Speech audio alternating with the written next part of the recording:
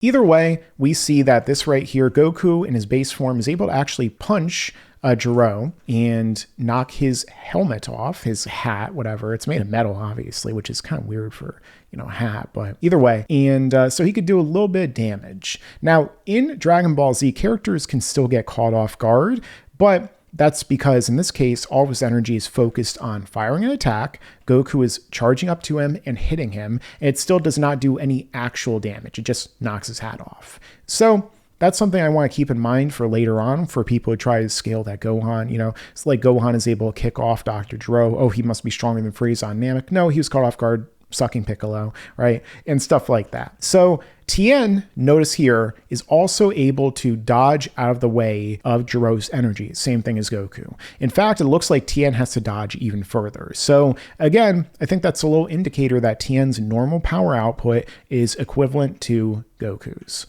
in terms of his base form. So let's keep going. At this point in time, we do have the characters fly off in order to fight, and this is when Goku starts to be impacted by the heart virus, which plays a part in how strong he is when he fights against Jiro. This is also when Jiro explains that they have been using miniature spy bots, which have been able to gather data as well as cells, so the cells later on, from the characters in all of their battles from the Tenkaichi Budokai, the Strongest Under the Heavens, or the World's Martial Arts Tournament, up until the point in which they went to Namek. They didn't follow them on Namek, but they followed them before that. So they saw Goku use the Kaioken. They saw Vegeta become an Ozaru. They saw how strong of a big boost these characters got in between. They gathered the cells for Cell at that point in time. However, that's when Dr. Gero stopped following them personally and had his computer take over autonomously through its own artificial intelligence.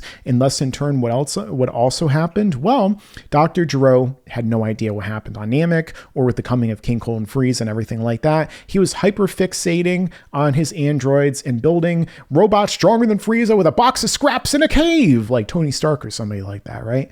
And so, either way, what happened next is that Goku goes Super Saiyan and surprises them by showing that he is well beyond their estimates.